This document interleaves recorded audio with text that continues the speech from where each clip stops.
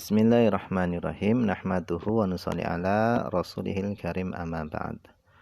Insyaallah pada kesempatan ini kita akan melanjutkan kembali pembacaan kitab Jala'ul Afham, syarah daripada Aqidatul Awam. Kita telah sampai kepada yang kedua daripada sifat-sifat yang wajib dimiliki oleh Nabi dan Rasul. Yang kedua adalah as-sidqu, benar. Wa dalilu ala dzalik, adapun dalil yang menunjukkan para nabi memiliki sifat sidq itu adalah qaulu ta'ala, firman Allah Ta'ala. Allah SWT berfirman, wa sadaqallahu wa rasuluhu, Maha benar Allah dan Rasulnya. Nah, di dalam ayat ini Allah menegaskan bahwasannya Rasul utusan Allah itu adalah benar. Benar pada seluruh apa saja yang mereka informasikan. Kemudian wa qauluhu ta'ala, firman Allah SWT yang berbunyi wa sadaqal mursalun, dan benarlah para utusan. Wa qauluhu ta'ala, dan firman Allah SWT, wadhkur fil kitabi Ismail innahu kana sadiqal wa'di wa kana rasulan nabiyya. Wadhkur fil kitabi Ismail, dan ceritakanlah wahai Muhammad kisah Ismail fil kitab, di dalam kitab yaitu Al-Quran. Innahu kana sadiqal wa'di wa kana rasulan nabiyya. Sesungguhnya Ismail, dia adalah orang yang benar janjinya dan dia adalah seorang rasul dan nabi.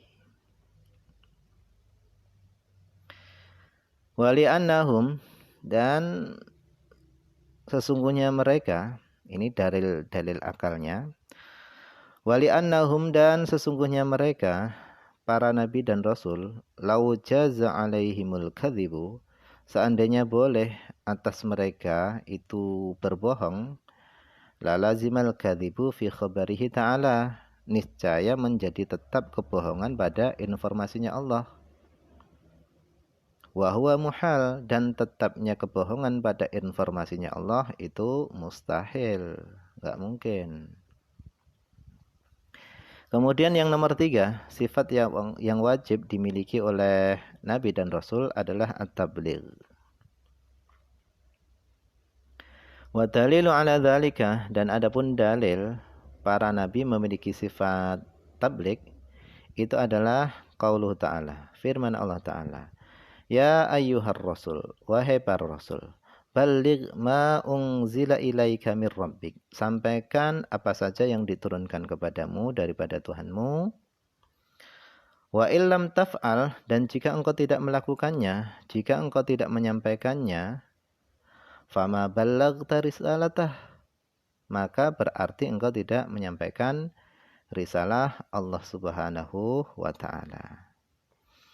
Jadi tidak boleh bagi Nabi tidak menyampaikan risalah-risalah Allah.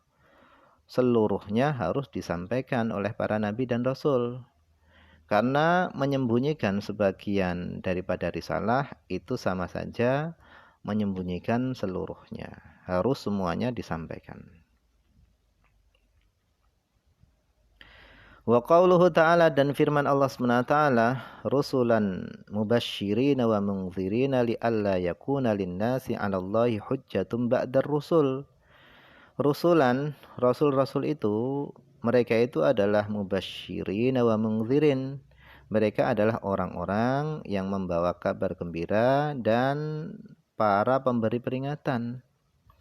Supaya apa? Li'alla yakuna linnasi 'alallahi hujjatun ba'dar rusul, supaya tidak ada bagi manusia alasan ke atas Allah ba'dar rusul, setelah rasul-rasul tadi diutus.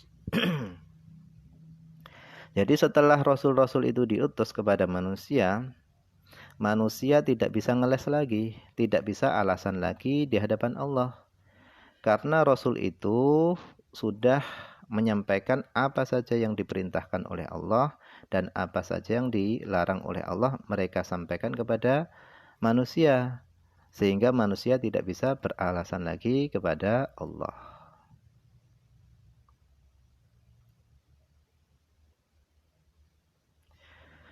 Wala yatimmu tabsyiru wal ingdharu illa bitabligh.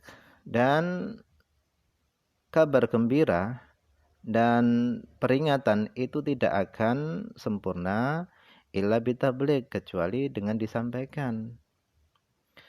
Wali annahum, dan sesungguhnya mereka para nabi dan rasul, lau lam yuballighu, seandainya mereka tidak menyampaikan an-nasa kepada manusia, asyara'i'a akan syariat-syariat Allah, lakanu katimina laha, niscaya mereka adalah orang-orang yang menyembunyikan syariat-syariat Allah. Wa hadza muhal, mereka menyembunyikan syariat-syariat Allah itu adalah mustahil. Li'annahu lam yalzamu alal kitman kholalun li'annahu yalzamu alal kitman kholalun azim, karena sesungguhnya menjadi tetap atas menyembunyikan syariat-syariat Allah kholalun azim, yaitu cacat yang besar.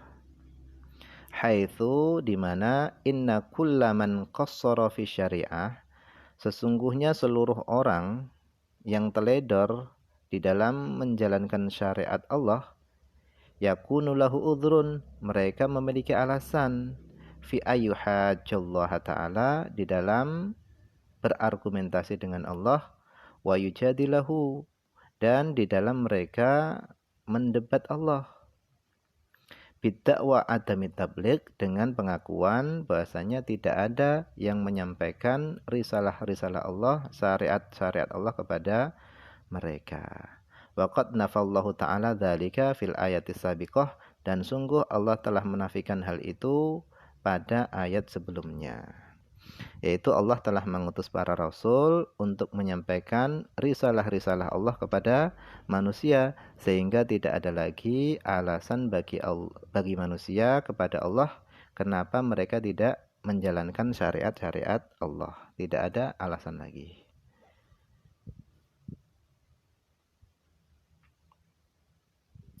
Kemudian yang keempat adalah al-amanatu. Sifat wajib yang dimiliki oleh para nabi dan rasul adalah amanah. Wa dalilu ala dzalik, adapun dalilnya adalah qauluhu ta'ala, firman Allah Subhanahu wa taala, inni lakum rasulun amin.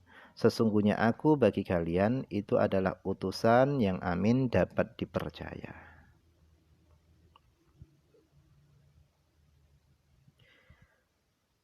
Wa qauluhu ta'ala, dan dalilnya yang lain adalah firman Allah Ta'ala, innallaha la yuhibbul kha'inin. Sesungguhnya Allah tidak menyukai orang-orang yang berkhianat. Wa li'annahum, dan sesungguhnya mereka, lau khanu bifi'li muharramin au makruhin, seandainya mereka berkhianat dengan melakukan hal yang diharamkan atau yang dimakruhkan, langqalabal muharramu wal makruhu ta'atan, niscaya apa yang diharamkan dan apa yang dimakruhkan itu berubah menjadi ketaatan, fi haqqihim, pada hak mereka. Kenapa? Li'annallaha ta'ala amarona bil iqtida'i bihim, karena sesungguhnya Allah itu memerintahkan kepada kita semuanya bil iqtida'i bihim, supaya kita mengikuti mereka, fi aqwalihim wa af'alihim wa ahwalihim, pada perkataan mereka, mengikuti perbuatan mereka dan keadaan-keadaan mereka. Seandainya mereka para nabi dan rasul itu melakukan hal yang diharamkan, kemudian kita mengikuti mereka, maka mengikutinya kita kepada mereka, maka itu adalah sebuah ketaatan. Kenapa? Karena Allah memerintahkan kita semuanya supaya kita mengikuti mereka. Akan tapi hal itu tidak mungkin dilakukan oleh para nabi dan rasul. Mereka tidak mungkin berkhianat.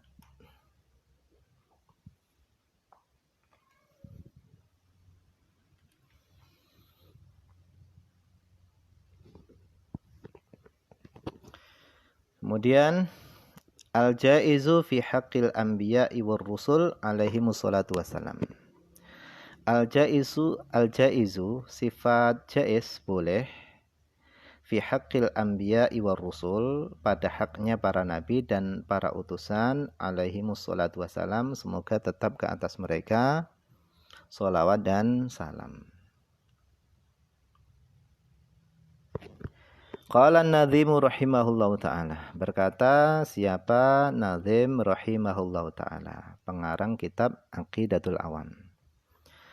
Wa jaizun fi haqqihim min aradin bi ghairi naqsin ka khafifil marad. Wa jaizun, adapun sifat boleh, adapun sesuatu yang boleh atau sifat yang boleh fi haqqihim yang dimiliki oleh mereka para nabi dan rasul adalah itu min arad, yaitu arad. Arad itu adalah apa saja yang datang kepada manusia daripada sakit, rasa lapar atau yang lainnya daripada sifat-sifat kemanusiaan yang lainnya bi ghairi naqsin, akan tapi hal itu tidak mengurangi kedudukan mereka yang tinggi. Bi ghairi naqsin ka khafifil marad, seperti apa? Seperti sakit yang ringan.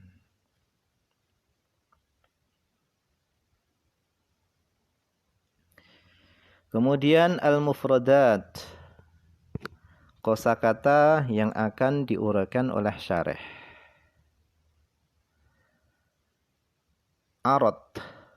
Arad ini bi fathir ra, dengan dibaca fathah ra-nya. Arad. Arad itu adalah ma ya'ridu lil insan min maradin wa ghairihi, yaitu apa saja yang datang kepada manusia daripada sakit, wa ghairihi dan yang lainnya, dan selain sakit. Asyarhu, penjelasan. Wal jaizu fi haqqil anbiya war rusul alaihi wassalatu wassalam, dan adapun sifat jaiz boleh terjadi pada hak mereka, pada haknya para nabi dan rasul. Apa yang boleh itu adalah al-wuqu'ul a'radil basyariyah, yaitu terjadinya sifat-sifat kemanusiaan allati la tu'addi ila naqsin fi maratibihim al-aliyah, yaitu yang tidak membawa kepada pengurangan pada derajat-derajat mereka yang tinggi. Jadi sifat boleh jaiz yang ada pada hak mereka nabi dan rasul adalah boleh terjadi kepada mereka sifat-sifat kemanusiaan, akan tapi sifat-sifat kemanusiaan tadi tidak membawa kepada pengurangan derajat-derajat mereka yang tinggi. Fayajibu, maka wajib ala kulli mukallafin, atas setiap mukallaf. Apa yang wajib? Ayat taqidah, seorang mukallaf tadi wajib meyakini annahum, bahasanya mereka para nabi alaihi wassalatu wassalam itu yata'arraduna lima yata'arradu lahu ghairuhum minal bashar, yaitu mereka para nabi dan rasul itu mengalami apa yang dialami oleh selain mereka dari manusia yang lainnya. Apa saja contohnya? Minal akli, daripada makan, wasyurbi, minum, wal bai'i wasyira, yaitu jual beli, kemudian wadukhulil aswaq, yaitu masuk pasar, wazawaj, menikah, wal maut, dan datang kepada mereka kematian, wal hayah, dan hidup, wal ladzati wal alam, yaitu dan merasakan, mereka merasakan lezat, wal alim, wal alam ya, dan merasakan sakit, wasihah wal marad, dan mereka merasakan sehat dan merasakan sakit. Illa, kecuali, hanya saja, annama yanzilu bihim, hanya saja apa saja yang menimpa kepada mereka itu la yu'arriduhum, tidak menyebabkan mereka linufurin nasi minhum, tidak menyebabkan mereka kepada larinya manusia dari mereka. Apa yang menimpa kepada mereka itu tidak menyebabkan mereka itu dijauhi oleh manusia. Jadi apa saja yang menimpa mereka itu adalah dari hal-hal yang wajar yang dialami manusia yang lainnya. Kemudian seperti apa lagi? Wanaum, mereka juga merasakan tidur. Lakin akan tetapi bi'ayunihim faqat. Tidurnya itu dengan mata-mata mereka saja. Duna qulubihim, tidak dengan hati mereka. Hati para nabi adalah terjaga. Yang tidur hanyalah mata-mata mereka saja. Kemudian wa khurujil mani, mereka para nabi dan rasul itu juga merasakan keluarnya mani. Lakin akan tetapi bimtila il awiyah, akan tapi keluarnya air mani tadi itu disebabkan penuhnya kantong, yaitu kantong yang menyimpan air mani tadi sudah penuh sehingga air maninya tadi keluar. Fakot, itu saja. Dunal ihtilam bukan disebabkan mimpi basah. Jadi keluarnya air mani tadi karena kantongnya sudah penuh. Bukan disebabkan mimpi basah. Li'annahu min tala'ubi syaiton. Karena sesungguhnya mimpi basah itu adalah daripada permainan setan. Fala yajuzu li syaiton ayyatasallatu alaihim, maka tidak boleh bagi setan itu menguasai mereka para nabi dan rasul. Tidak boleh bagi setan menguasai nabi dan rasul. Wa ghairi dzalika, dan yang lain-lainnya dari sifat-sifat kemanusiaan. Nah, ini saja dulu yang bisa dibaca pada kesempatan ini. Semoga ada manfaatnya, banyak kekurangan karena keterbatasan saya. Akhir kalam, assalamualaikum warahmatullahi wabarakatuh.